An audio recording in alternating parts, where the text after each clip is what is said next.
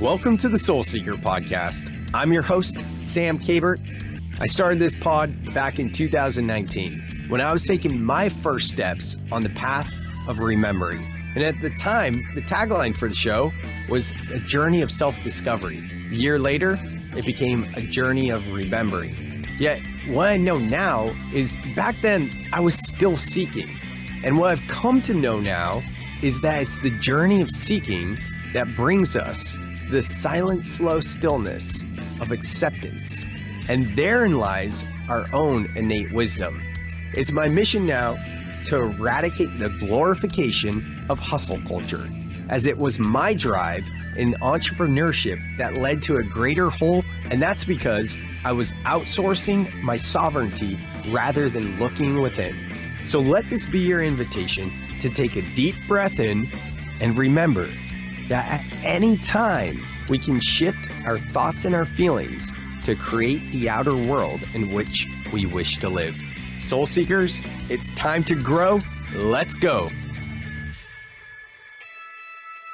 What is up, and welcome back to another episode of the Soul Seeker podcast. I am your host, as always, Sam Kabert, and I am fired up to bring you guys this episode, or should I say, I'm cooled down. I'm getting so cold, it's chilly, because we are speaking with Miles Lukas, and he is one of the Wim Hof instructors that manages North America. By that, I mean Wim Hof, who, if you're not familiar with him, he is the literal Iceman. He has trained so many people in his method, the Wim Hof method. And my guest in this episode, Miles, has been doing the Wim Hof method, certified in it in, I believe, 6 or 7 years, give or take. And his peers actually elected him to be almost like we can think of it as an ambassador for the Wim Hof method, one of 2 people for entire North America. So that's my little tongue-in-cheek dad joke about me being cold. So fired up I'm cold because it's the Iceman's protege, if you will, Miles Lukas. All jokes aside, super stoked for this episode to share it with y'all, because in this one we're talking all things endurance, performance. We're geeking out on breath work, the science behind it, and just so many different exercises, protocols, and ways that you can increase your stamina and endurance and perform at your highest potential through learning how to regulate your nervous system. So I hope you guys enjoyed this episode with Miles. We talk about a bunch of things, so you're going to want to check out the show notes for all the links. And as always, if you're new to the Soul Seeker podcast, please consider leaving a 5-star review if you enjoyed today's show, because if you did, it's the easiest way to give back to the show and help the show grow. So if you're down with my personal mission of raising the collective consciousness from its fallen state, an easy way to do that is to just give back to this show so the show can grow and help others learn from these amazing guests. With that, enjoy this episode with Miles Lukas. All right, here we are with Miles Lukas. I'm so excited to talk all things breath work. It's specifically in regard to performance, but as always, before we drop into the conversation, we're going to drop in with some breath. Seems very appropriate for this episode. So Miles, for yourself, for me, we'll close our eyes and kind of go inward. And for all of you listening, if you're in a position where it's safe to close your eyes, I invite you to do so and slow down with us. But if not, if you're driving or doing anything else, you can just breathe with us with your eyes open. It'll still be great. So having said that, just sitting down, shifting from the outer world into the inner landscape, sitting straight up, feeling your feet on the floor, and through the nose with the belly expanding, inhaling all the way up, sipping in a bit more air at the top, and just gently sighing it out. Another big expansive breath all the way up, sipping in a bit more air at the top, rolling up the eyes and hold. Audible sigh, let it go. And one last one, biggest breath yet, all the way up. Sipping in a bit more air at the top, rolling up the eyes. And just sighing it out. Letting the breath come back to its natural state, opening up the eyes, all things. Here we are. Miles, I am stoked to connect with you and talking all things breathwork, specifically breath fitness. That's what you're all about. So, welcome to the pod. Oh, my pleasure. Happy to be here. It's so cool that this modality of breathing, which is really the beginning of it all, right? Yeah. That it's getting more limelight, and you're out there spreading the good word, as am I. And the merrier. I mean, this can be some life changing stuff. You and I know that, and we have to downplay it a little bit. We have to say, I mean, you have to like almost teeter around, knowing, in both of us in our head, we know that this is like super life changing stuff if it hits you at the right time. So, yeah, man, cool to share. Yeah, the downplaying part is interesting. Let's unpack that. Let's just start right there. Like, tell us a little bit more what you mean about downplaying it. So, I mean, I got into this stuff. I learned first the Wim Hof method, and it was such a game changer. And then I learned that I have one of the lowest lung capacities that anyone can have. And so that influenced my life in so many different ways. I thought at first it was just a little bit, but it turns out, I was a mouth breather when I slept, Mm. and my poor lung capacity would give me, when I would jog, I would get pains in my sides, and I didn't even understand. Into my 40s, I was an athlete and I could sprint, but I could not go long distances, and I could not figure out why, because I would get those pains, and I didn't even understand how other people could do it. It just didn't make sense to me. And then once I learned this stuff, man, I mean, I couldn't jog 2 miles into my 40s, believe it or not. It's almost embarrassing to say, but now I can, like, I jog barefoot on the concrete for as long as I want.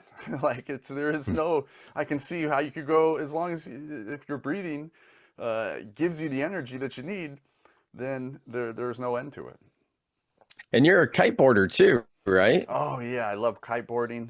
My latest tool right now is I just got street street snowboard, an electric snowboard for the street, which is Wow. the coolest. It's called a summer board, and so you're balancing on two wheels, although it has four other wheels to keep you going.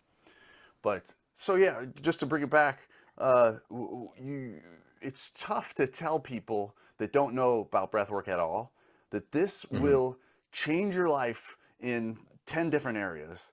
And so that's why we have to downplay it, because you're like, you got to just trickle it in and let them know, like, hey, what kind of issues do you have? Really? Because it doesn't matter what you have. There's probably some sort of breath work, or at least something to focus on that would help you with that. And so that's why we have to downplay it and trickle it in, and then let them figure out, like, oh man, well, is it good for sleep? Yeah, as a matter of fact, it is. Is it good for digestion? Yeah, as a matter of fact. And then all of a sudden, let them, unlock the rest of the doors. Yeah, it's so true. For me, I got into breath work. My first experience was a breath work journey. I typically like to categorize breath work in two categories. Like there's breath work journeys that specifically to activate sympathetic nervous system, fight or Hmm. flight, address like trauma and things like that. And then there's breath work exercises, which are going to be everything else pretty much. I like to keep it super, super simple like that. And to your point of downplaying it as well, like, you wouldn't want to just like throw someone into a breathwork journey that isn't ready for that. And that was my gateway and literally feeling reborn after that first breathwork journey. It was wild. And now, like I'm around the time you and I connected, just in the past month or two, I've started to be like, all right, I really want to explore breath work more for performance because it's absolutely helped me with performance, swimming, surfing, even lifting weights. It's wild to me after weightlifting from high school to about 31 years old, like 6 years ago, my whole life weightlifting, whatever, taking a break over the past 6 years, now just getting back into weightlifting these past few months and being like, whoa, now that I'm not disassociated from my body like I was that whole time living, and I know how to breathe properly, it changes the game with weightlifting. So for me, I kind of got in like through this like emotional side. For you, did you get in with breathwork specifically performance, or what was kind of your way into it? I mean, I watched in 2016. I watched Wim Hof on Joe Rogan's podcast, Hmm. and I like to get high, and it got me high. It got me super high out of the gate, just following along, and I'm like, "What is going on here?" And then it started to, and I got not only do you get high, but you get in this meditative state. And I love the fact that there are mechanical ways to get into that state. You follow the steps, then meditation is just a result of the steps that you took. And so it made me realize, man, I've been meditating since I was a little kid. I grew up a single kid, single mom, and I had a lot of free time on my hands. And so I had been doing this stuff. And I did, like, I think right before I learned the Wim Hof stuff, I was doing a little bit of transcendental meditation. Hmm. And I had a really good one early on, like within the first week, and I was chasing the dragon ever since. I was like, man, how come it can't be, it was so good. And it turns out it was because I was breathing different that day, and I didn't even realize it. And now I can get there. I mean, anytime I want to, absolutely every time. And so it's just an amazing world. You can go inside and see what's going on in this scrambled noodle, and come Yeah. back with some fascinating data. Yeah, for me personally, I've never been a big meditator, and breath work helps. I did TM too, I think back in 2018, and I tried my hardest to do it twice a day, and I was just like, I didn't get it, back then. And even now, I mean, I don't do TM anymore, but I'm not a regular meditator. But what I do, which I think a lot of people do with breath work, is they do their breath work and then they add a few minutes of meditation at the end. And just doing breath work first, it gets to that place where in 20 minutes, at least for me, if I'm sitting quietly in my thoughts, like maybe minute like 12, 15, or even minute 20 in meditation, I'm finally like getting there. Oh So, yeah, totally. It will, and after I started to get there, I was in this documentary, DMT Quest. I don't know if you're familiar with that one, is that the but one with Rogan? Which one is that? DMT Quest? Wim Hof's in it, Mike Tyson's in it. There's a bunch of people in it. Probably Um, saw it a while ago. I'll have to check it Yeah, out. it's super cool. I mean, his whole DMT Quest, the company, their goal was to figure out if we release DMT Hmm. endogenously and how and when and how to do it and stuff. And so they brought me in at the end of that production and did brain scans before and after the breath work. And we've done it a bunch of times since. So I have a super good understanding of how different breath works affect your brain. And so to me, it's just, I took what was at first, the first time we did it was 20 minutes. I saw how I felt. Yeah, I saw my brain scans, amazing. And then, and I've condensed that more and more. So the faster you can get in there, then the faster you're in, the faster you're out, the more of your day you have to do everything else. So yeah, man, this stuff is where it's at. That's really cool. And when did that documentary come out? It might have been 2019, Okay, yeah. maybe And then 2020. you were telling me that you were like selected or voted by your peers at Wim Hof to be a represent. What's that about? Yeah, so they created a global instructor panel. So they took Hmm. two people from each country, each continent, and so I represent myself, and another fella, Bob, represents North America, all of North America, Mexico and Canada, which is crazy because those Canadians are the most hardcore Wim Hofers ever. So much respect Fair. to them. Yeah, versus you being in San Diego. That's right. Yeah, We are. yeah, I did notice the people in San Diego and Miami and the southern folks, we shiver quite a bit faster when we all get together at the big and have big ice baths and stuff like that. So, that's great. yeah. So so you're, what is that exactly? You're a representative of Wim Hof, and you represent one of two people for North America.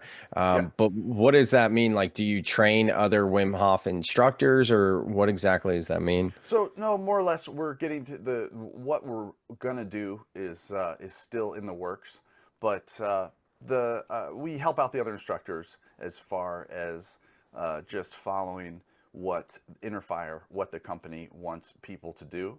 And Mm. so they look to us for questions, and it was kind of something I always did with my friends anyway, because I've been an instructor for 6 years now, and so 7 years, geez. Um, so yeah, so people just were always reaching out to me about, just how to do workshops and how to fill workshops, and so I just continue to do that, but just on a bigger scale. Yeah, that's awesome. All right, so going back to the science and like the what's happening in the brain, all that, my background with breath work is definitely more from like a spiritual yogi perspective, and then science in general for me has always been so hard for me to retain. There's certain things in life where it just comes naturally, and then the other things you have to work so hard. And I wish that, like, I study breath work too, and sometimes I'm like, all right, yeah, practice it, right? And I know quite a bit, and I have it retained. I would call it like basic stuff in terms of the science, but I do get asked this question a lot, and I think a lot of people listening would be curious. When you were talking about like what goes on in the brain, and you were studied in the DMT Quest documentary, could you just speak to that a little bit more?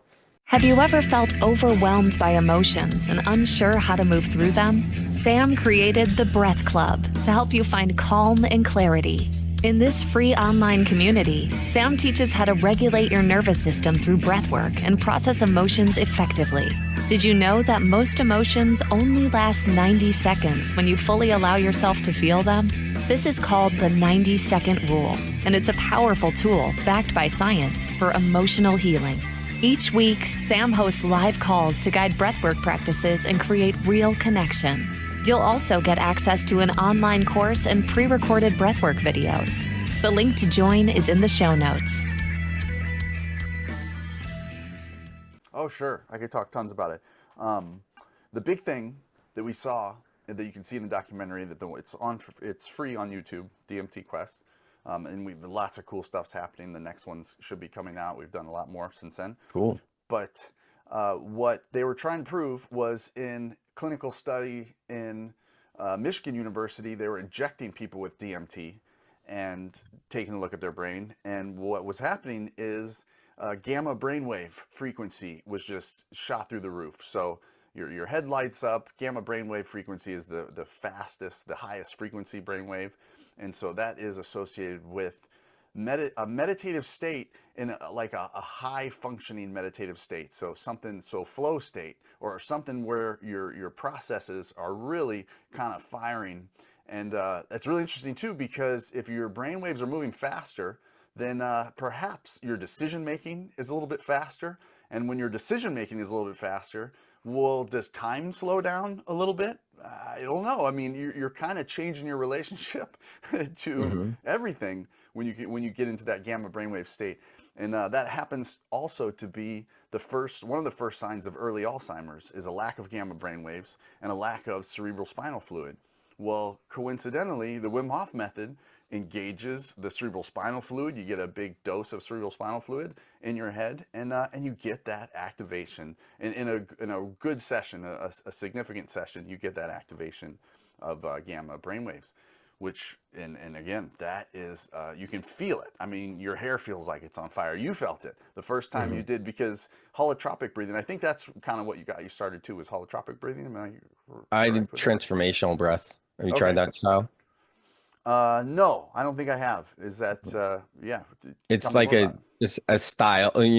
People have tried to correct me in the past, be like, no, it's called Wim Hof, or it's called holotropic, and I'm like, no, the style is called transformational breath. It's an actual like brand, and they train instructors. But no, it's about an hour and a half or so journey, and it's in and out through the mouth pretty much the whole time, and then they have you tone, and part of the toning is like vocal toning, another is like a tantrum, banging your feet in your hands, and then another is they come over top of you and over the top of you, and then you push your legs up on their chest and you're toning. I just remembered that first Wow. one. This dude, it was gnarly. I mean, that's not Yeah. the style I'm trained in. What I do, mine's somatic breath work, but I kind of loop in my own thing and do it my own way. That said, when I did that first breathwork journey, and it's always like warning right here, like a precaution, like probably scaring people away. But it was super safe space, all things, husband, wife team went in there, all the things, and then started the journey. All of a sudden, though, who knows what time is? My whole body was vibrating. I didn't know where I was. I didn't know how I got there. I thought I was having a seizure and I was going to die. And then I had so much compassion for my cousin who has epilepsy, and he's had so many seizures in his life. And then I heard the instructor's voice, and he was coaching me to breathe and whatever he was saying. And that's when I like surrendered to it. This is before I got into plant and earth medicine and, cold plunges and really deep with the concept of surrender. But I couldn't tell you what was happening from a science point of view. I'd love to hear if anything comes through for you. But when I finally surrendered, that was that feeling of just total peace and bliss and understanding. And that was a spiritual awakening experience in itself. Yeah, sounds like it from that recipe. Man, that's like checking all the boxes for sure. That's really cool. The vibrations for sure. The mouth breathing.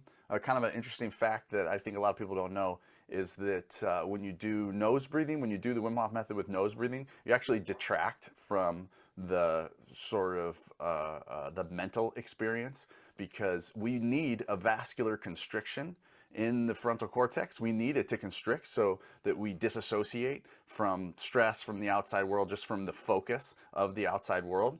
And when you use nose breathing, you get more nitric oxide. That's your vascular dilation. So you're actually counteracting what we're trying to do when you use nose breathing for it. Even though we would instruct people that have never done it before, you still get some of the sensations using nose breathing, but you're holding back what you could if you use the mouth breathing. So there's that happens. And then the vibrations, man, everything is frequency. I think, and this is just anecdotal, but I mean, when you engage with your nervous system in a significant way like that, you start to feel it. You start to feel your nervous system, and it does. You feel like you're vibrating, and that means you got a real nice dose, and everything was working perfect.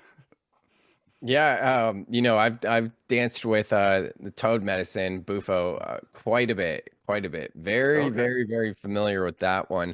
Have you done that medicine, 5-MeO DMT? No, I Yeah. haven't. I guess high doses of MDMA and mushrooms have been pretty much the extent. The interesting thing about 5-MeO and all of my experience with the different medicines and things like that, and various breath work and practices and whatnot, is nothing takes you to the same place as a breath work journey, kind of like what I just mentioned, my experience to 5-MeO. It's very similar. You inhale Mm. and then you go offline. So many people that I've been part of probably 1,000 ceremonies at this point, over a Oh, wow. thousand. And yeah, there's people default mode network, it goes offline, and Mm. then there's vibrating, all kinds of different ways that people release the trauma that they're holding on to. And that's kind of the experience how it's been for me with breathwork journeys, where it's the default mode network that's going Hmm. offline. The body's expressing itself for all that stuff that we've carried. Anyways, though, so Yeah. that's, yeah, go ahead. I Yeah. love that. I love that term too, because that is the default mode network. That really is. I think that that is explaining exactly the frontal cortex activity. So the prefrontal cortex has that activity. Once that diminishes, you get dizzy. You get disassociated in a positive way, and that's it. Mhm. That's when you're disconnected. So what's neat is too, when we've done brain scans again, for stuff that's unpublished that hasn't been out yet, I Mm. can see the type of breath work that knocks out that activity. And so then now you're down to like baseline, sort of, where you're not concerned with the things around you. You're not concerned with things, and then you use another set of more continuous breathing, and then that's what starts to activate gamma. So then you get yourself in a meditative state, and then you set yourself on fire, and all types of, you know, I could tell you some other cool stuff about that state, but Please.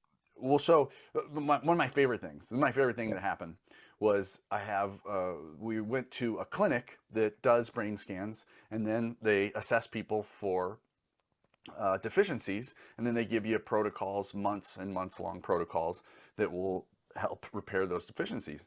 And so outside of the documentary, I had the doctor take a look at my brain scans before I did any breath work. And he said, okay, he said, well, it looks like we can tell that you probably have ADHD, and you have a poor short-term memory, particularly for names and faces. He was excited about most people can remember faces. He was like, not you. I'm like, oh my God. So I go home and I tell my wife and kids, like, oh, they said I have ADHD and a poor short-term memory. And they were like, yeah, no, Dad, that sounds about right. That checks out. Yeah. And then he looks at my brain scans after, and he doesn't know what we've done or anything like that. Like he knew kind of what we did, but he doesn't know how long it took or anything like that. And he looks at my brain scans after. No ADHD, no short-term memory issues. So and that was 20 minutes. I've gotten that down to 10 minutes now, but in 20 minutes or in 10 minutes of breath work, you can change your short-term memory. And I think it lasts about an hour, if not more. But you can there's a cool online memory test from Cambridge University, created these tests, and you could do the test, it's free.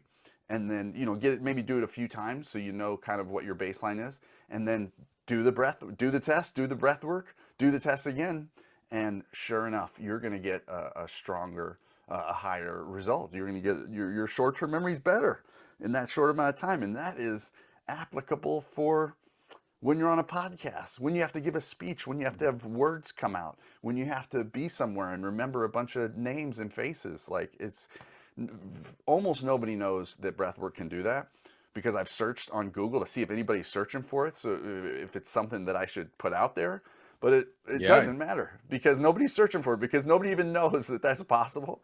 So I mean, the stuff that we can do, it's almost endless, and we probably haven't discovered it all. Yeah, for sure. I mean, you know, I find that fascinating. Sometimes, you know, we don't know what to search for, and sometimes we search for things and then we can't find it, right? So maybe there is someone, I don't know. Either way, though, not to go down that rabbit hole. That is amazing. You know, what comes up for me is like, I like to do hot cold therapy at the gym, and my cold plunge at the gym, like a lot of times it's a warm plunge, but today it was nice and cold. So that was really great. And the times that it's a more warm plunge, which I don't know what it is when it's a warm plunge, maybe like 55 or something. It's not cold, you know, enough, put it that way. And I'll be in the cold plunge, then I'll go back into the steam room, and I'll just be kind of sitting there. I'll be like, all right, okay, cool. But a day like today where it was nice and cold, and then I get into the steam room and I'm just like straight there in that meditation. And that's what it feels like to me, what you're describing with like the ADHD and the memory and all of that. Because when I have like that warm-ish plunge and then I go to the steam room, I still have circling thoughts and I'm still like just whatever, but when it's cold, I go straight to just meditation, just like I just drift away. Is that, see, I speak a little bit more in like fluff or esotericism as opposed to science and data, but are we talking about the same experience more or less? I mean, that sharpness of the cold is really special, and you're getting a significant dose of adrenaline with the, you know, the kind of the sharper it is, probably the more of a dose you get. And then, of course, that changes your memory. Actually, that's kind of a sharp dose of adrenaline, right? It dilates your pupils, your skin gets more sensitive, your hearing changes. And that's actually why people have PTSD, because they got such a sharp dose of adrenaline in that moment that now this stuff is implanted in them. So yeah, of course, adrenaline for sure gives you that boost in memory. That's when memories get implanted, actually. So yeah, that's why if you feel sharper, if you mentally sharper from a sharper dose of cold, that makes a lot of sense. So going back to what you're talking about with this, starting with 20 minutes with the brain scan and then the ADHD is completely gone or it's reduced, would you say? I mean, he said that it was gone completely. Okay, He said I gone did not have completely. it after. Yeah. And now two questions here. And now you have it down reduced to 10 minutes. One is the most obvious question. What exactly are you doing? What kind of breath work? Because people are going to want to know that. The Sure. second is I imagine it has compounding events, and that's kind of anecdotal. You could say, yeah, I've experienced that, but have you done studies with that as well? No, no, not at all. No studies Okay. yet. Other But than the anecdotally, you could probably tell, right?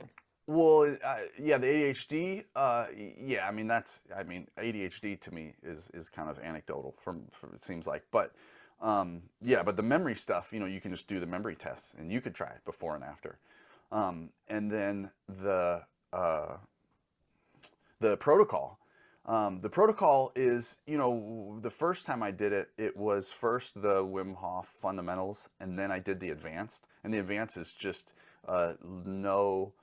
The difference between the advances, there aren't long breath holds, so you're really just kind of getting your CO2 lower and lower and lower. So you could, any kind of sort of continuous hyperventilation would do it. Um, my protocol is I change your breath every minute, and so we really kind of tap into the monkey mind, and it goes by in a flash, and then we sort of just use all the different fun modalities that I like. Even at one point we do go in and out as fast as you can go, which is insane. Go in and out as fast as you can go for Through 15 the mouth? seconds. Yeah, through the mouth. The whole thing's through the mouth. Yeah. Pause and swallow, because you can only go in and out as fast as you can go for 15, 20, 30 seconds. And so we do a couple of those. One of my favorite ones is you do a full breath in and an audible exhale, right? Like we were doing it today on the beginning. So you give it like a nice big sigh, and then you push it out out of your belly. So then emptying completely. So really, just a real continuous 10-minute session that just lights up everything. There's a little bit of the vibration from the audible sigh, and lots of other things. Just making sure everything's connected. We compartmentalize everywhere, and then we do a breath hold at the very end. One nice long breath hold, and you're just in space if you want to be, or man, your mind's eye is as clear as it gets, man. It's like when you close your eyes, that the things that you see in your mind's eye, they just become more clear. And then, the shapes start to make recognizable shapes, and all types of very cool stuff happens with a little bit of practice. That's amazing. And the breath hold, I imagine, is at the bottom Yeah, of I the don't usually exhale. do bottom breath holds because I think that's a little bit more Yeah. sympathetic. So- So I call it neutral. So neutral air Okay. pressure in or out. So if you're sitting up, you got about 40% left. If you're lying down, you probably have about 30% left. This one I do lying down, but it really depends on your posture and where your neutral zone is. Right. And Wim Hof, in and out for about 30 counts or so. And then I think it's a breath hold at the bottom and then an inhale and a hold for like 15 seconds. Is that right? Yeah, I mean, he says with no air in your lungs. He also speaks 6 languages, and his English can be a little iffy. So you let the air out. He really means at neutral. There's a little Oh, debate okay. on that, but he means with you still have air in your lungs. You have just released the air without pushing any air out. So there's still air in there. And then last question, then we'll get into a little bit more specific performance stuff. But Sure. for what you just described of doing like all these different styles of breath work in and out through the mouth, fast, slow, breath hold at the end, help Uh-huh. with ADHD. Do you have a recording of that? Because I'm sure some people are listening or be like, wait, what did he say? Like, how do I do that? Do you have anything more on that? Yeah, sure. I think the latest one isn't uploaded to school yet, but school with a K, Mhm. SKOOL.com/breath is going to be my course that's for everyone. So I have a course that's just for breath mastery for Jiu-Jitsu, but the course for everyone is a third posted right now. And in the next 3 modules, one of that, a guided session and a group guided session will be in that. So yeah, Dope. guys can check that out. Yeah, the link's in the show notes. So if you want it right now, at least at the time of this recording, that can change over time as things do, right? But right now it's free to join. Miles is a breath fitness school community. So I encourage you guys to check that out. And in terms of performance specifically, like what do you recommend for people like myself or anyone listening? I can think of my friend, friend of mine who kind of got me into this and was like, "Oh, I'd be into that breathwork thing you do if it could help me with my running," you know? Right. Yeah, what do you recommend for people that are just like starting out with breathwork or new to it and really want to up their endurance and their stamina? Yeah. So, I mean, knowing your O2, CO2 balance, super important, right? Knowing that a little bit of air hunger, if you can control the pace, is quite useful. When your air hunger, meaning your CO2 is a little bit high. When your CO2 is high, oxygen releases from the hemoglobin into your tissues better. Patrick McEwen, the Oxygen Advantage guys, kind of follow that very closely. So a little bit of nose breathing when you jog, allowing for some air hunger when you are controlling the pace. But then what is not talked about very often, which really surprises me, one of my instructors, Master Rickson Gracie, was a big advocate of hyperventilation for different periods and for different reasons. So when you're doing something that's high exertion, you don't want an air hunger. You don't need an air hunger because your CO2 is building up as quickly as you can stand it. And that's usually when your CO2 builds up too much, then that's when you get this mental acuity diminishment. So if you're talking about combat sports, MMA or Jiu-Jitsu and these things, you can't control the pace. And your CO2 is building up quite fast. So nose breathing is nice when you can control the pace. But if you can't, or if the exertion level is high, then knowing how to use different breath patterns that will help either keep your core strong, or maybe you need to get your heart rate down. Now you can use kind of more of a Wim Hof style because you're sitting. If you're sitting somewhere in between rounds of lifting, and my favorite analogy, if you call it that, is Sam. So when do you start, when you're exercising? When do you start breathing heavy? When I'm out of breath. When you get tired, right? Yeah. You start breathing heavy when you get tired. But what happens if you start breathing heavy before you get tired? Right. Then you're priming it and you're ready to go, right? You wouldn't get tired as quickly. Yeah. And so that is like the one thing that I don't know that it is. Master Rickson is one of the only people I've ever heard talk about that for performance. And there's a big, heavy emphasis for nose breathing for performance now. But I mean, I got to tell you, man, those guys that are those air sniffers that are just want to think that it's all nose, they're not in situations where they can't control the pace or it's super high exertion, in my opinion. I know there's a few of them out there that are, but you could also look at the structure of someone's face. There's a few, like there's one sprinter that breathes with her nose when she sprints. And then there's like one fighter that mostly breathes with their nose. But the structure of their face will show you that they have very useful nostrils. You can see that they can breathe easy with their nose. And not everybody is built like that.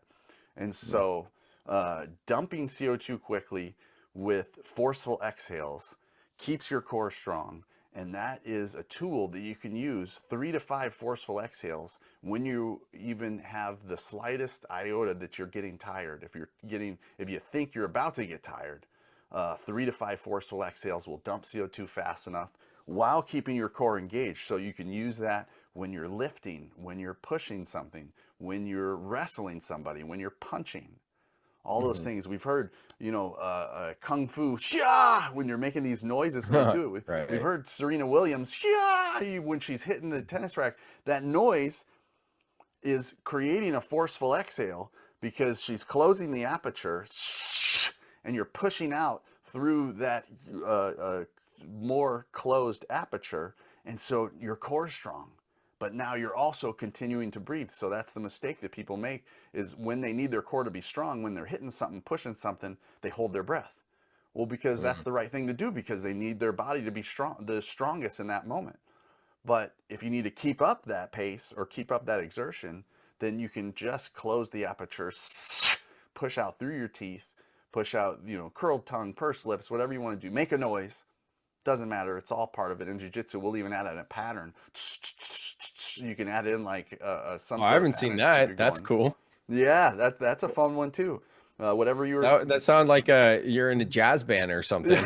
I've been accused of whistling jazz while I was rolling with somebody, but I'm like, that was just the song I was listening to on the way into the gym that day. That's funny. Yeah, man, it keeps the airflow moving, but it allows me to, them to put a knee and stomach as one of the positions. Allows them to sort of try and crush my core, and it's not going to crush my core, and I continue to breathe while if I'm going for a sweep or any of that stuff. So it sounds like it really depends on the sport then. A lot. It depends on knowing where the exertion is needed, and what it depends not so much on the sport because the principles are all the same. It depends on what you're doing exactly. So if you're in the midst of action, forceful exhales through the mouth are going to help you either create an energy reserve so that you don't get tired, or help you recover if you were getting tired.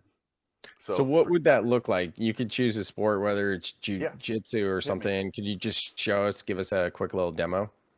Yeah, sure. So say what's going to happen is you're going to hold your breath in Jiu-Jitsu all the time. Everybody does, core is strong. So if I get a hold of someone, I'm holding my breath. One of the reasons to use the pattern, I guess I'll share with that in a second. So I swept somebody. I realize that I'm holding my breath. I know that I'm gonna get tired 2 seconds from now. So a few forceful exhales. I'm on top. Now I can probably control the pace a little bit more. I'm gonna use forceful exhales till I can get back to nose breathing. If I can nose breathe, then I've recovered. If I'm about to exert again, then I might use a few forceful exhales again before or even during the movement. Okay. Does that make sense? Yeah. As you know, I've done one Jiu-Jitsu class. I missed last week when I was supposed to get back on it, and here it is again tonight. What's that? I said respect. It's respect. You got on the mats once. So it's good.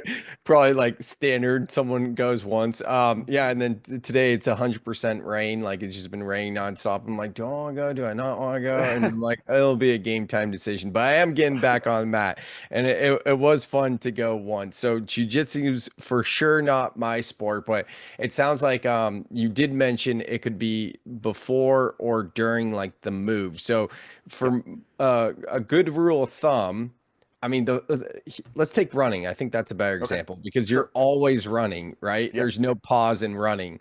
Yes. So how would this apply to running then? Okay.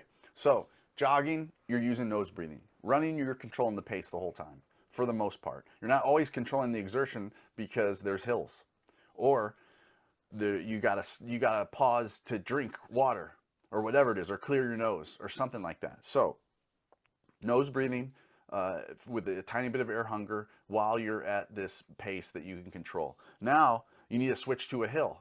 So a few forceful exhales with your steps as you switch to the hill. Or you're about to take a drink of water. You don't want to get tired because you're holding your breath. So a few forceful exhales before you take a drink of water. Then you're what Wim Hof would teach us. So he is a very accomplished hiker, right? So hiked to Mount Everest, to the death zone without shorts on, without a shirt on, without shoes on. Like he's a wild guy and can hike just for a crazy amount of time. And so what he would say is that he uses a bit of over breathing so that if you stumble, if you have to take a drink, if you never get behind on your energy level, so you don't get tired. So he's breathing more than he needs to. And then what we would do is take 5 big breaths. And then every once in a while, we would pause with a full breath. And that does 2 things. That allows you to feel your own CO2 level and kind of feel where you're at, because you're always sort of monitoring your energy level. When you have a pause, you can be a little bit more thoughtful about how you feel. And then also, when you pause with a full breath, you're creating a denser air pressure, so that when you go to higher altitudes, pausing with a full breath is an amazing way to just create that denser air pressure, and then you don't get the same lightheadedness, that high altitude sickness kind of stuff. And so that's useful for sports too. So sometimes I go train in Denver, and it's about 6,000 feet up. And I'm not used to doing that. And I'll go to a competition class there when I'm used to training in San Diego. And so I know I have to breathe more. And then I might even, if I get a little bit lightheaded at all, I'll take a full breath and I'll lock in a full breath for a moment and just create that denser air pressure. And then a molecular biologist would tell you that with the denser air pressure, you are forcing oxygen into your tissues in a better way. So all kinds of tips and tricks that you can use throughout this stuff. Yeah, it's almost like where to start, right? So I'm thinking about like when I'm surfing, one thing that I've been doing is like each stroke, each time I'm paddle for each arm, forceful exhale through. I think I'm going through the nose, actually. I'll have to check. I've been out of the water for a couple of weeks now.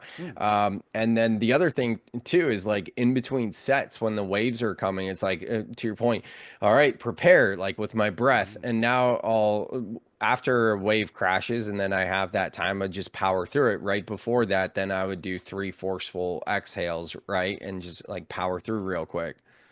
Yeah, no, that's great with the strokes, because that is, I mean, depending on the waves, man, that's a lot of work that's a sprint, essentially, a slow moving sprint or worth of exertion for sure.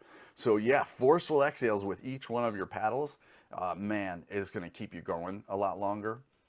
And then, yeah, exactly what you're doing, priming yourself up a little bit, making sure you have plenty of energy for when the next wave happens. I think that's super useful too. And then, people would say you don't want to do any kind of hyperventilation around water, but that's not what we're talking about, right? We're talking about a few big breaths. We're not talking about like continuous hyperventilation or anything that's really lowering your CO2 to any significant level whatsoever, or any breath holds of extended periods of time that aren't forced by some big wave. So just to caveat that, no hyperventilation in the water. We're just talking about a few big breaths. Very important distinction. So thank you for bringing up that disclaimer, which also this has been floating in my head a few times. So now feels a good time to talk about it. And speaking about hyperventilation, inhaling and exhaling through your mouth, circular connected breathing, I call it a lot. If you're looking for a powerful and transformative experience for your next event, consider bringing in Sam Kabert as a keynote speaker. Sam's message of soul life balance and his expertise in mental health and mindfulness resonate deeply with audiences. He not only inspires with his story, but also offers practical tools like breathwork to help attendees regulate their emotions and reconnect with themselves. You can even have Sam lead a guided breathwork journey, creating a truly unforgettable experience. To learn more or book Sam for your event, check out the link in the show notes to book a call with Sam now.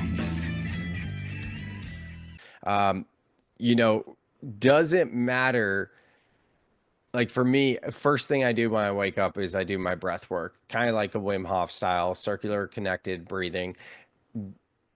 If we're looking at performance, would it be better do you get the same benefits just doing that any time of day, regardless of when the workout or the activity is, or is it better to do it right before it, taking water sports out of it and maybe saying that we're going for a roll on the mats or a run, a jog, whatever, do like 5-10 minutes of say Wim Hof or something and then go do the activity? Is that more helpful than doing it hours before?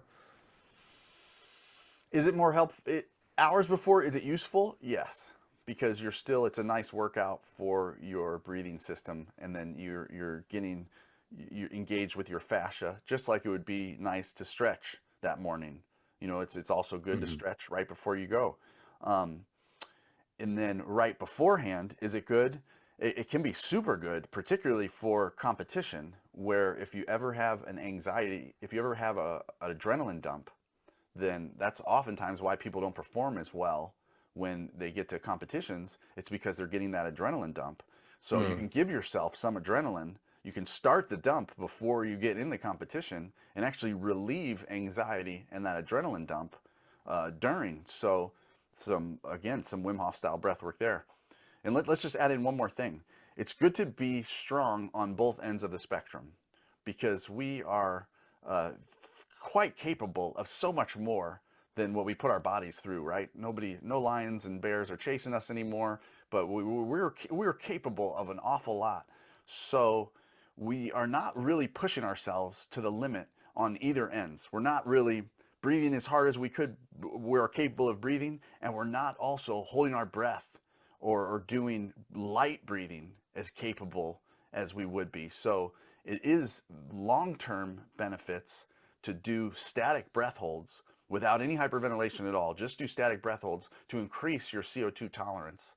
And that also increases the moment when you start to produce lactic acid and that sort of stuff. So both ends of the spectrum are great, because we're talking about performance. We're talking about like the best that we're capable of. Mm-hmm. So long-term benefits, you do those static breath holds. And the rumor is, if you do 5 static breath holds of over 30 seconds, no hyperventilation, just hold your breath until you get to a high urge to breathe, that you will actually release oxygen-rich, the reserve of oxygen-rich blood in your spleen, and your spleen will decrease like by 15%. And so now you have more oxygen-rich blood, EPO, red blood cells, and you potentially could utilize oxygen better, which lasts anywhere from an hour to 3 hours. So both of those cool things can happen. So you do some static breath holds first, perhaps, to just get yourself comfortable with high CO2, and then you might do some Wim Hof style breath, or just something to really engage everything. I think people would be surprised to learn how quickly that you can make your breathing process work.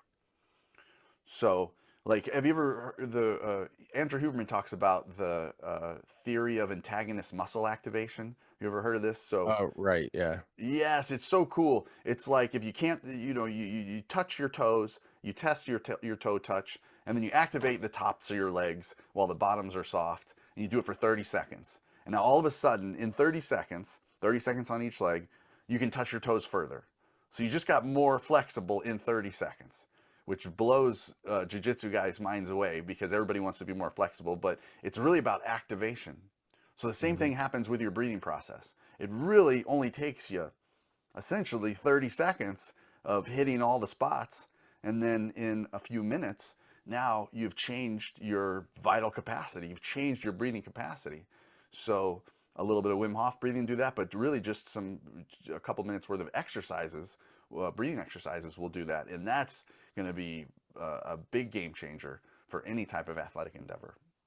And static breath hold, can you kind of explain that a little bit? I feel like that's a term that I've heard in the past, but it's not something that is really common in what I've heard. So what exactly is that?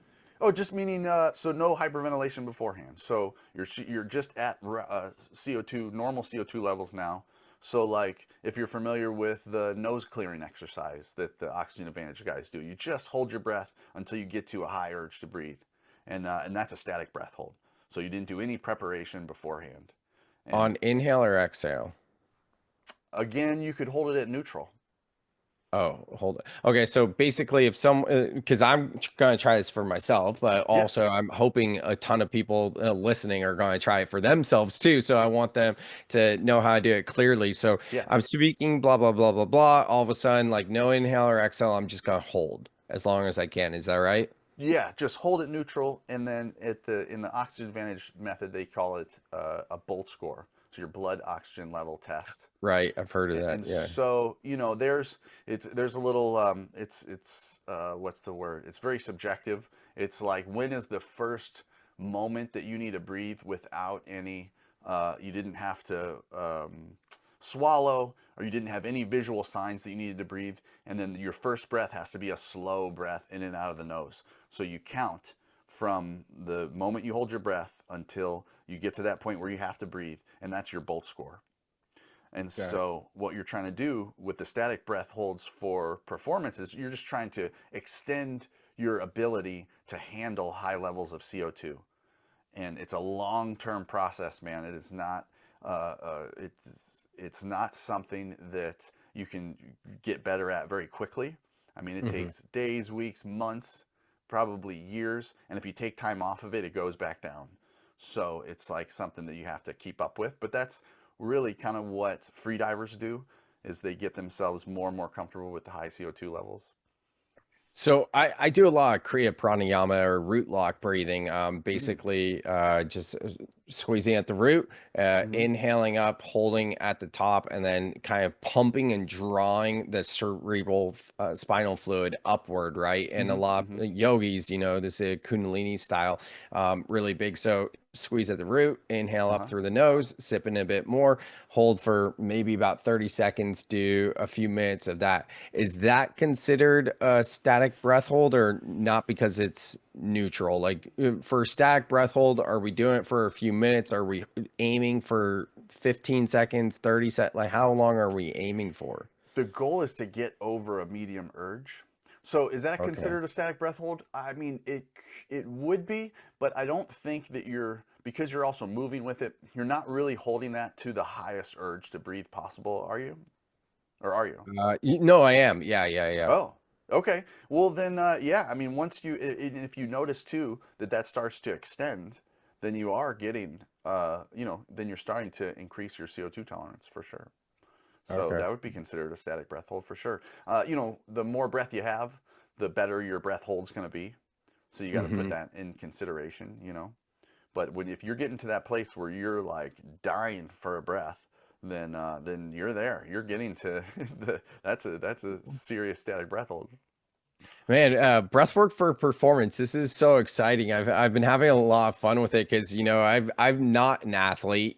Growing up, I've never been the most athletic or anything like that. I've always liked basketball. That was my sport, and wakeboarding and whatever else. But it's cool to get into this and now build, like even just today swimming. There was that point in the pool where you mentioned this earlier, like we have so much more left in the tank. I think of David Goggins, and he goes, when you want to give up, you still got 40% left in the tank, right? And I was in the pool and I was like tired. I'm like, no, F this story. Like this is the old me. This isn't me anymore. And then I kicked it into the next gear. I was like focusing on my breath. I felt stronger and all that. I'm like, oh man, yeah, I gotta remember this, because when I'm in this zone, I'm just building that strength. And it feels so good to have like done this whole journey of reconnecting with not only like my thoughts and my feelings, but my body. And that's part of the reason why, if anyone's listening, that you feel disconnected from your body,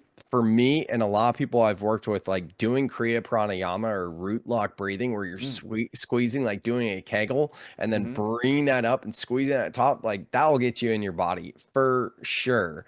Another thing I wanted to ask you about, Miles, was like Steph Curry. I've watched an interview with him where he goes, the person interviewing him said, what's the number one skill that you associate to your success? And Steph's going to go down as, it's debatable, but one of the top 5-10 NBA players of all time.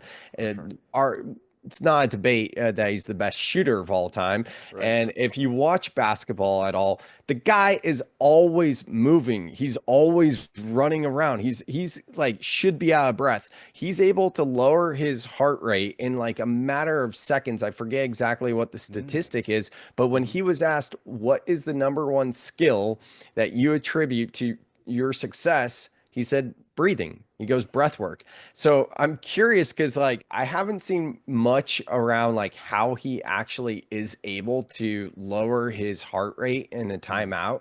Do you know, or would you have any ideas of how to lower your heart rate when you have that moment of recovery, right? Because imagine it's a timeout in a basketball game, so he's got about 90 seconds to recover.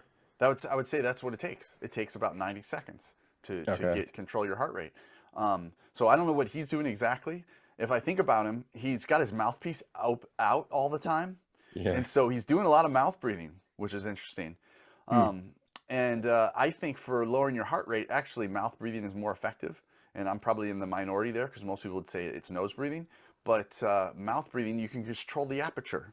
You can't control the aperture of your nose. It's only one size, right? A little bit with your tongue if you're talking about the ujjayi breathing or something, but really it's just you're limited, where the mouth, you can just fine tune it. And so when you breathe in, your heart rate goes up. When you breathe out, it goes down. So if you breathe out more than you breathe in, then you can start to get your heart under control. And your heart follows whatever you're doing about 30 seconds. So if you jump up and you go start running, your heart doesn't start going up for about 30 seconds. Same if you plop down, you were just running, you sit there, your heart doesn't start to get back to where you already feel calm, but your heart is still raging.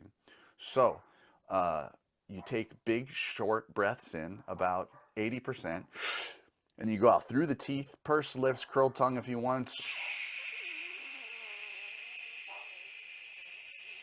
As long as you can do, as long as comfortable. You make sure that you don't have an air hunger. If you have an air hunger, it's not going to work very well, because you want to be able to be calm. And if you do about 6 of those, your heart rate will start to match how you feel. And if you keep doing them, you can get your heart rate below your resting heart rate if you're just in a really calm state. Now, if you're out in the middle of the court, or if you're in between jiu-jitsu rounds, then you're only going to be able to bring your heart rate down a certain extent, but you're going to get it from, maybe you're at 150, maybe you're at 130. My goal for guys that I train, we put a heart rate monitor on.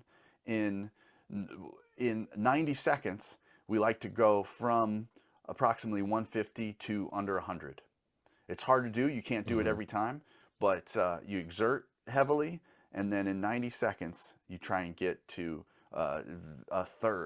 down a third of what you're at. See, I want to start practicing that. I think Curry's might even be down to 80 or something like that. So That'd it's be crazy. inhale That's up. really good. Oh, I should look it up right now. I don't even watch sports anymore, but the Warriors were my team growing up in the Bay, and now I just want to watch a Warriors game just to watch Curry and see if I can see what he's actually doing. Yeah, But right. since I got my I have my computer right here, I'll put it up because I did look at this a few weeks ago. Well, so on my YouTube, I have several videos with a live heart rate monitor on. Okay. And I show the technique of how to do it. I think most of the time I'm in an ice bath when I do it, but you can see me talking normally, and I think there's one on there that I'm not. But and then you can see when my heart rate starts to get under control, and you can see how I'm breathing for it. And then in an ice bath, or if I'm not moving, I mean, I dip it below my resting heart rate. I can get, my resting heart rate's 55 or something, and I can get it into the 30s. Yeah, guys, go to the show notes so you can check out that YouTube video. We have it linked in the show notes. So that'll be a good one to check out. And just to kind of close this out then, so it's an inhale up through, and I did look it up. He can't, according to Google, he can lower it to 80 beats per minute in the 90-second timeout. But Dang, that's crazy, man. Mine yeah, goes to 90 if I just stand up. I mean, yeah, exactly. He's the greatest. Right. So you inhale up and then you exhale with your teeth. You said clenched, or it's like You your do the teeth. longest exhale you can do. So what I tell people, just the simplest way is through your teeth. Got it. Why So is that's just that? an easy way. Well, because it allows you to let the air deflate without using effort. So you could use your lips if you wanted to. You could use your tongue. You could the goal is to just change the aperture so that the air deflates. And now your shoulders, your neck relax, everything can relax. And if you really get into the zone, you'll start to feel on your exhale, you'll start to feel your heartbeat. And then you can almost breathe in between the beats because you can feel the pressure. So as you're exhaling, you'll feel it. And so that's when, man, you've got this heart and brain coherence. You've got this interoceptive sense of what's going on inside, and you talk to your heart. I mean, I think we have more neurotransmitters in our heart and gut than we even do in our head. Like you just make that connection, and then you start to bring it down. Oh, I love it. I could talk with you for days. I'm sure we'll do this again. And, just speaking about landing in your body, that's another great example of all of this is obviously going to help you to get more into your body and just learning how to regulate your nervous system. It's crucial, whether it's for your emotions, your mental state, and now where I'm currently at, performance. So super Yeah. stoked on that. Could I So, share one more thing before yeah, we? please. Yeah. Okay, so you were talking about the root locks, and I love Mhm. that stuff too. I mean, that is the high that you get, man, and especially when we take over the circulatory system and we take over the lymph system and we're manipulating cerebral spinal fluid, all that great stuff. I've got a wonderful technique that I want you to try, if you don't mind. And Yeah. you please don't do it right now, but I'll just describe it. And so what I found is the best way to get to that sensation of the washing over of the cerebral spinal fluid. I used to try a long time to do the root locks, and I couldn't get there every time. It just didn't work for me every time. And so because that is focused, and that is the more yoga way, where you kind of focus behind on your back and you're kind of squeezing down low. But what I realized is, for the simple people like me, because I was very simple and I hadn't done this very long, is it was the pressure that I could create. The more pressure I could create, the better that I could cut off that return valve and let my head fill up. And so this is the best. If we still have time, I can share this. Yeah. Yeah. Okay. So after you've done some significant breath work, even 6 breaths, bam, you do 6 big breaths. Last one, you go all the way out, and you even lean over completely. And then you fill to the bottom. I'm just leaned over and I'm filling till it's just so much pressure I can't stand it. Then I lean up a little bit and I fill more. Then I lean up more, I fill more. I lean up one more time and my shoulders are back and I fill to the very top. Because I loved how you said that earlier, like you take a little extra sip. That's that inner thoracic pressure is like, that's the magic spot of just tapping on the buttons of the computer. So now you have so much pressure possible, and man, then you lock in that pressure. And even like when you empty a bottle of soda and you take a little swirl and it creates a vortex, if you do a tiny vortex, I'm getting real technical and goofy with you, but you do a tiny vortex and then you just hold on to that pressure for 10 or 15 seconds whenever you feel it start to build up, and then you let it go. As soon as you feel anything build up, you let go of the pressure first and then let go of the breath. Man, you get this euphoria. Or I get this, or the people I've shared this with get it all so quickly and so easily. And it's different than the way I learned it, because we used to do it from the back, but now all the pressure is just in front. And I learned that when you have that inner thoracic pressure, it actually pushes out around the heart, so you get a blood pressure drop. So your heart beats easier. So if you had a heart arrhythmia, your heart would actually get back on track. And this seems like a Valsalva maneuver medically, where it relaxes cerebral blood flow, pushes blood to your extremities, and allows your heart to beat easier. So all those great things are happening. And they're happening with the way that you described it too. This is just another fun way to try it if it's interesting at all. Yeah, no, for everyone listening, there's a energy worker that I go see in the Santa Monica, which I should connect you with him. You might dig him, Miles, since you're down in SoCal. And his name's Peter Evans. I call him real life wizard. And a lot of people refer to his breath that he does very similar, probably the exact same thing as you describe. And he blasts you out with 3 breaths. It's just like some energy work. He bangs kind of on the solar plexus, has you like bend over on that last one, then hold it on the way up. And I mean, Wow. yeah, I've gone and seen him twice, and he just blasts you. I think part of it is that he is a real life wizard for sure, his energy. Yeah. But I Yeah. haven't ever heard anyone actually describe how or like I haven't seen anyone describe that breath work that he does other than what you just described right now. So I'm curious, like, is that something you just found and explored on your own, or where'd you pick that up? I couldn't do the squeeze at the end. The Wim Hof, we squeeze to the head. It didn't work for me every time. I know people that have even popped blood vessels in their eyes. It would give me a headache if I continued to do it. The DMT Quest guy challenged me to heat up one hand hotter than the other. And in that zone that you get in that moment feels like the moment when you can do that. I've never been able to do that so far, and he still makes fun of me for that, but I can't do it. But so I practiced the full breath hold just for hours and hours and hours. And in this, when I would give myself a headache. And so I was like, how do I do this without giving myself a headache? And so I realized that it was from the pressure. If I just created if I created more pressure than anything else, if I cared more about the pressure than I did about pushing, then the amount that I had to push was like, I'm just tapping on it. I don't have to barely push at all. So it was just after just hours and hours of doing this stuff and wanting to make it feel good for me and avoiding the bad. Yeah. I love it. That's so great. Well, thank you for sharing that at the end. That's really important. And yeah, everyone, I would encourage you to try that, as well as go to the show notes, connect with Miles. I obviously have my free online community called the Breath Club, and join mine and Miles. You'll pick up different things and meet different people. So check out all of that. There's going to be links to everything that we talked about, including DMT Quest, in the show notes. So check it out. And Miles, thank you so much for coming on the pod. Hey, thank you so much. And one more thing, we got to tell people, don't try that anywhere. You can pass out so easily doing that maneuver that we just did, that Valsalva maneuver. So guys, don't do it. Do it anywhere where that if you did pass out, you would be safe. Don't do it while you're driving. Don't do it standing in the shower. Don't do it if you're meditating on the edge of a misty mountaintop. Just take a few steps away from the edge. Don't do it if you have metal singing bowls right around you. I'm telling you guys, it's so easy to pass out with that. So be safe, my friends.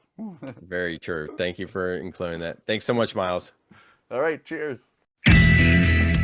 Thank you so much for listening to this episode to the very end. I hope you got out of it just as much as I did. I always love talking about all the things that just help us to feel and perform at our best. But obviously, I am very partial to breath work, and I think you can hear it in my voice and my questions that I truly am a lifelong student, and I never really think that I will get there, because it was that thinking of there's an end destination that kind of got me in trouble in the first place. And if you know my story, you know what I'm talking about.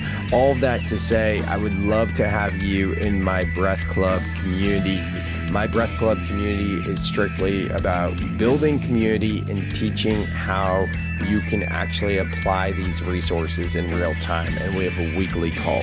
In Miles's community, Breath Fitness, which is different than mine, also a free community, at least at the time of this recording, I poked around a little bit, and there's a lot of science and different things like that in his. So if you really want to geek out on the science, I encourage you to also for sure check out his community. And we're all doing this together. A rising tide lifts all ships, as they say. So I'm stoked that you're here. I'm stoked that you're interested in all this. And if you enjoyed this episode, please just make sure to share this podcast with a friend directly. It will help the show grow. Thanks so much, and I'll see you on the next episode of the Soul Seeker podcast.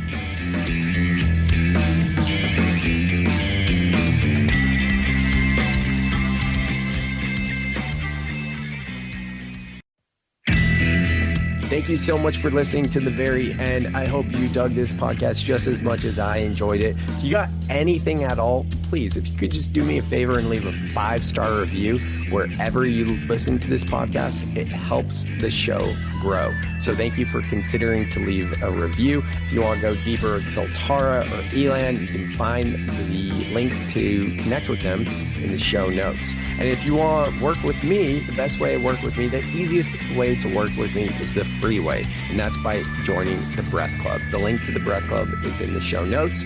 And also know that I'm available for one-on-one support, that is coaching and guidance, as well as keynotes and breathwork journeys for conferences and events. Thank you so much, and I will see you on the next episode of The Soul Seeker.